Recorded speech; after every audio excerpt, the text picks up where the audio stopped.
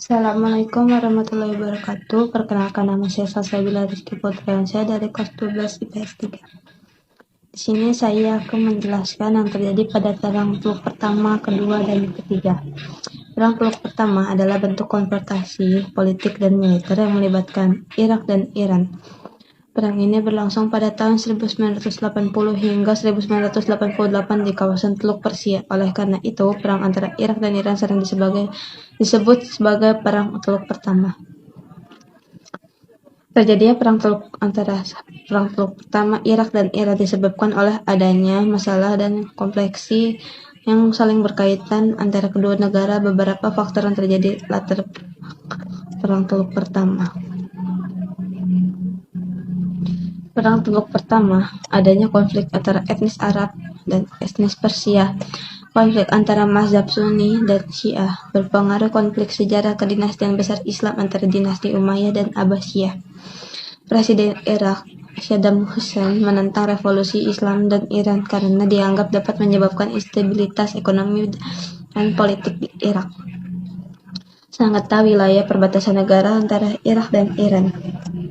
Kronologi terjadinya Perang Teluk pertama diawali dengan invasi pasukan Baghdad ke wilayah Iran pada 22 September 1980. Dalam politik Iran, mendorong Saddam Hussein untuk melancarkan invasi ke wilayah Khuzestan yang merupakan lumbung minyak Iran. Presiden Iran Ayatullah Khomeini membalas serangan Irak dengan mengarahkan ratusan ribu relawan dan tentara veteran. Dengan pasukan tersebut, ia mampu menyudutkan pasukan Irak dan membalikkan keadaan Perang Teluk pertama. Dalam Perang Teluk pertama, Irak mendapatkan dukungan dari Arab Saudi, Kuwait, Eropa, dan Amerika Serikat. Di sisi lain, Iran mendapatkan dukungan dari negara Timur Tengah seperti Suriah, Libya, dan Yaman Selatan. Pada tahun 1982, perang antara Irak dan Iran mengalami kebuntuan. Kedua belah pihak mampu saling menggagalkan serangan satu sama lain di wilayah perbatasan.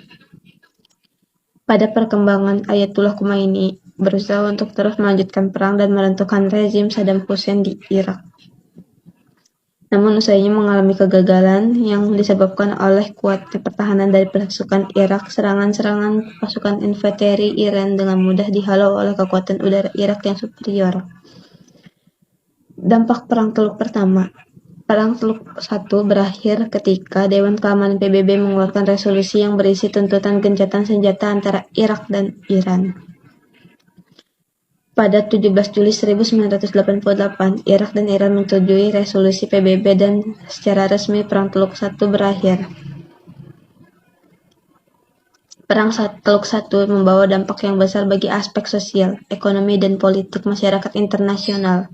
Contoh dari dampak Perang Teluk pertama, menyebabkan fluktuasi harga minyak dunia, terjadinya krisis politik dan sosial di kawasan Timur Tengah, terganggunya pelayaran internasional di kawasan Teluk Persia, dan menyebabkan kerugian sekitar 300 triliun dolar Amerika Serikat.